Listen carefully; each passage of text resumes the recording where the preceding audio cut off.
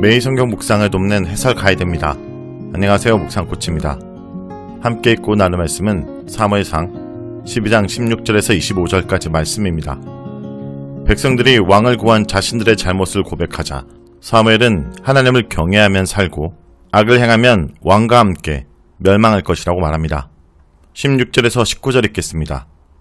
너희는 이제 가만히 서서 여호와께서 너희 목전에서 행하시는 이 큰 일을 보라. 오늘은 밀베는 때가 아니냐. 내가 여호와께 아뢰리니 여호와께서 우레와 비를 보내사 너희가 왕을 구한 일 곧 여호와 목전에서 범한 죄악이 큼을 너희에게 밝히 알게 하시리라. 이에 사무엘이 여호와께 아뢰매 여호와께서 그날에 우레와 비를 보내시니 모든 백성이 여호와와 사무엘을 크게 두려워하니라. 모든 백성이 사무엘에게 이르되 당신의 종들을 위하여 당신의 하나님 여호와께 기도하여 우리가 죽지 않게 하소서. 우리가 우리의 모든 죄에 왕을 구하는 악을 더하였나이다. 사무엘의 연설의 마지막은 이스라엘 백성에게 여호와의 명령에 순종하며 살 것을 권면하고 그렇지 않을 경우 여호와의 벌이 있을 것을 경고하였습니다. 이렇게 여호와의 명령을 따라 살라는 고별 선교는 이전에 모세도 했고 여호수아도 했습니다. 이들은 모두 여호와의 명령에 순종하며 성공적으로 사명을 감당했던 지도자들입니다. 자신이 살아본 결과 여호와의 명령에 순종하며 사는 것이 이스라엘 백성들이 잘 사는 길임을 알기에 이런 권면을 하였습니다. 사무엘은 권면이 끝난 후 백성들에게 너희는 가만히 서서 여호와께서 너희 눈앞에서 행하시는 큰 일을 보라고 명령합니다. 이 문구는 출애굽기 14장 13절과 역대하 20장 17절에서 여호와께서 이스라엘을 구원하시는 것을 보라는 것으로 사용되었지만 여기서는 역설적으로 이스라엘을 징벌하시는 것을 보라는 말입니다. 여호와의 놀라운 능력으로 이스라엘을 구원하실 수도 있지만 이스라엘에게 징벌을 내리실 수도 있는 것입니다. 사무엘은 밀베는 때 우레와 비를 내려달라고 여호와께 간구하면 여호와께서 우레와 비를 보내주실 것이라고 말합니다. 이스라엘 백성들이 자신들이 왕을 구한 죄가 얼마나 큰지 직접 경험하고 알기 위해서입니다. 그리고 사무엘은 자신이 말한 그대로 여호와께 비와 우레를 보내달라고 부르짖었고 여호와께서는 그런 사무엘의 소리에 응답하셔서 그날에 우레와 비를 내리셨습니다. 밀베는 시기는 건기로 비가 좀처럼 오지 않는데 갑자기 청동이 울리고 번개가 치고 폭우가 쏟아진 것입니다. 이것은 우연이 아니라 하나님의 권능으로 이루어진 것임을 분명히 보여주고 있습니다. 사사기 5장에서도 건기에 갑자기 비가 내리는 것을 통해 하나님의 권능을 보여주신 예가 있습니다. 이 놀라운 이적을 경험한 이스라엘 백성들은 여호와와 사무엘을 두려워하게 되었습니다. 이런 모습은 출애굽기 14장 31절에서 여호와의 큰 권능을 보고 여호와를 경외하며 여호와와 모세를 믿게 된 것과 비슷합니다. 여기서 경외하다는 두려워하다 라는 말과 같은 뜻입니다. 사무엘의 말에 응답하시는 하나님을 보면서 백성들은 사무엘 말처럼 자신들이 왕을 구한 것이 여호와 앞에서 죄를 범한 것이라는 사실을 깨닫게 됩니다. 이들은 자신들에게도 이방 나라들처럼 왕이 있는 것이 당연하고 좀 더 합리적이라고만 생각했지 그것이 여호와를 왕으로 섬기지 않는 심각한 죄라는 것을 미처 생각하지 못한 것입니다. 그런데 사무엘의 지적과 여호와의 징벌을 통해 세상의 간습이나 풍조를 따르는 것이 여호와를 떠나는 길이라는 것을 알게 된 것입니다. 이스라엘 백성들이 범하는 죄는 우리도 너무 쉽게 범할 수 있는 죄입니다. 우리도 하나님 말씀보다는 종종 세상적인 편의와 간습을 따르면서 그것이 죄임을 인식하지 못하는 경우들이 많이 있습니다. 다행히 이스라엘 백성들에게는 사무엘이라는 영성 깊은 지도자가 있어서 이들을 올바른 길로 인도한 것입니다. 이스라엘 백성은 청동과 폭우를 통해 표현된 여호와의 진노를 보며 혹시 여호와께서 자신들에게 진노를 퍼부어서 죽이시지는 않을까 하는 두려움에 사로잡히게 됩니다. 그래서 이들은 사무엘에게 중보기도를 부탁합니다. 중보기도는 선지자의 중요한 역할 중 하나로 역사상 가장 뛰어난 중보기도자는 모세입니다. 후에 예레미야 15장 1절에 만약 모세와 사무엘이 나의 앞에 섰다 할지라도 내 마음은 이 백성을 향할 수 없나니에서 모세와 함께 사무엘을 가장 뛰어난 중보기도자로 언급하고 있습니다. 다음은 20절에서 25절 읽겠습니다. 사무엘이 백성에게 이르되 두려워하지 말라.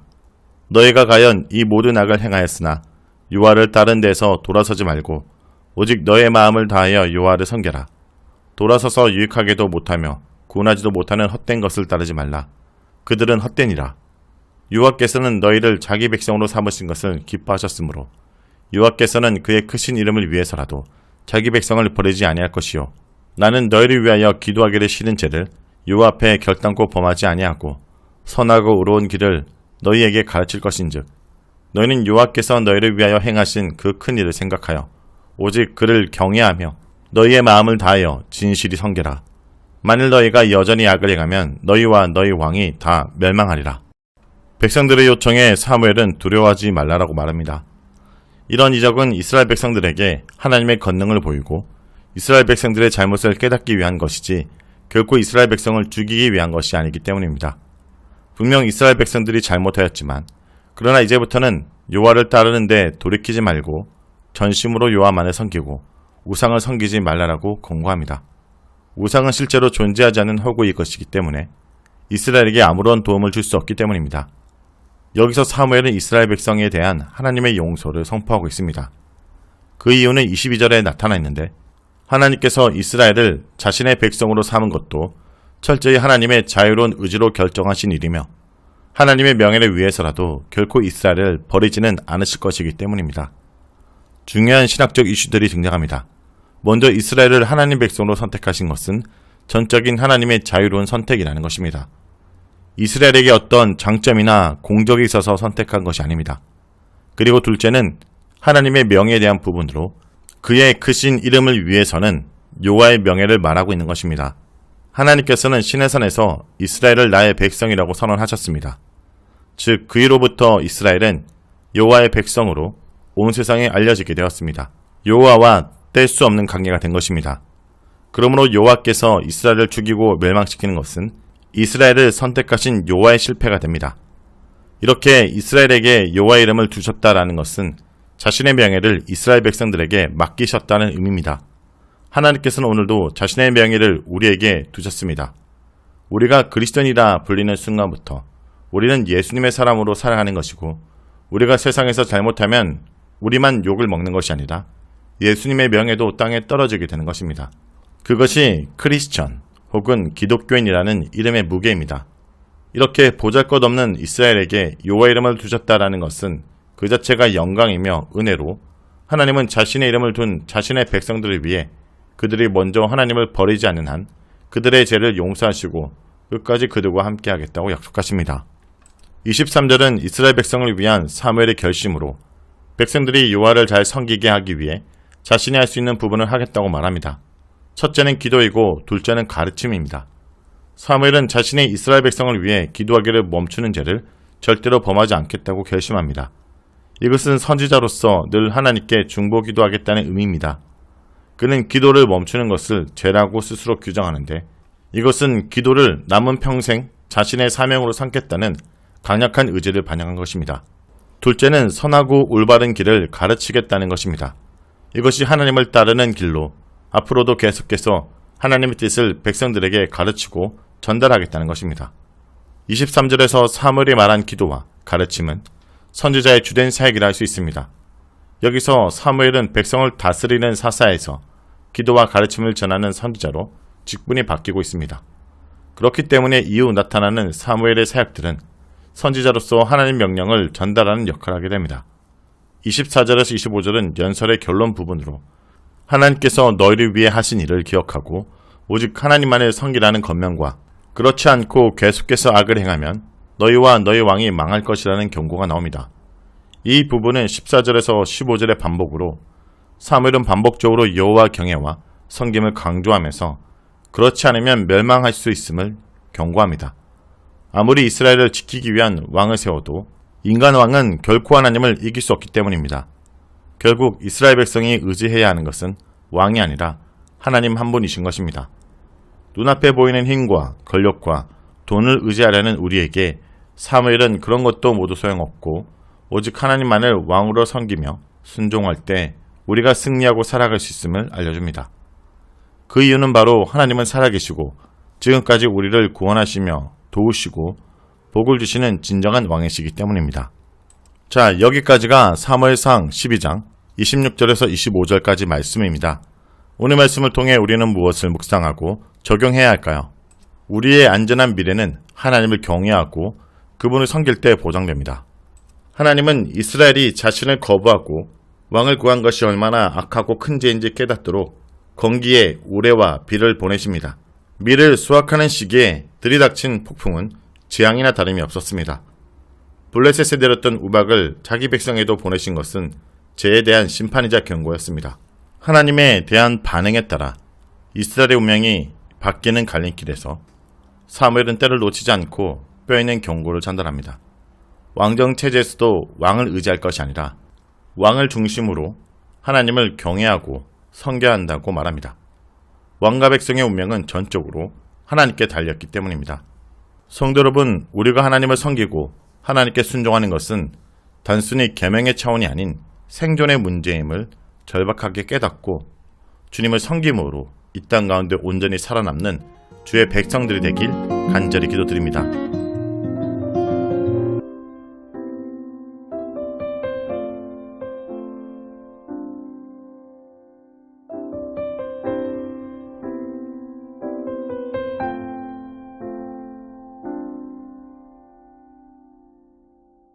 주의 사랑을, 주의 선하심을, 주의 은혜를 생각해보라.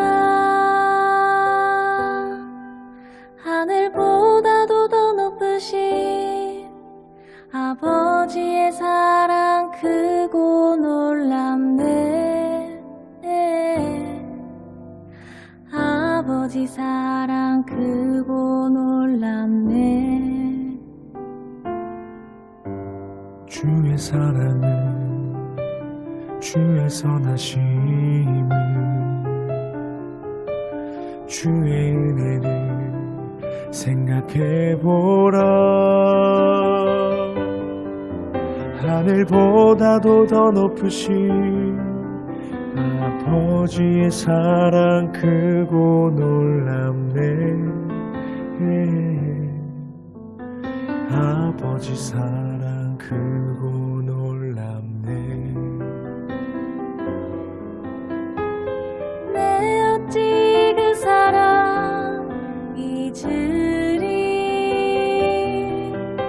내 어찌 주의 긍휼 잊으리. 내 영혼의 모든 소원 만족시킨 하나님. 주의 사랑을, 주의 선하심을, 주의 은혜를 생각해보라. 하늘보다도 더 높으신 아버지의 사랑 크고 놀랍네. 아버지 사랑 크고 놀랍네. 내 어찌 그 사랑 잊으리. 내 어찌 주의 긍휼 잊으리. 내 영혼의 모든 소원 만족시킨 하나님. 나 길을 잃고 헤맬 때 그 사랑 날 찾아 내셨네. 내 영혼의 모든 소원 만족시킨 하나님.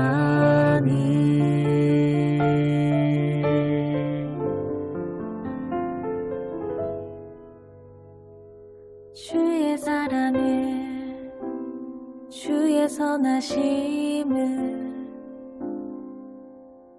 주의 은혜를 생각해보라. 하늘보다도 더 높으신 아버지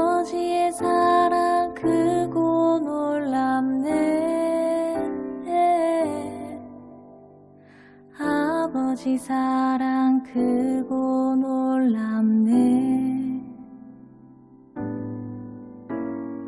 아버지 사랑 크고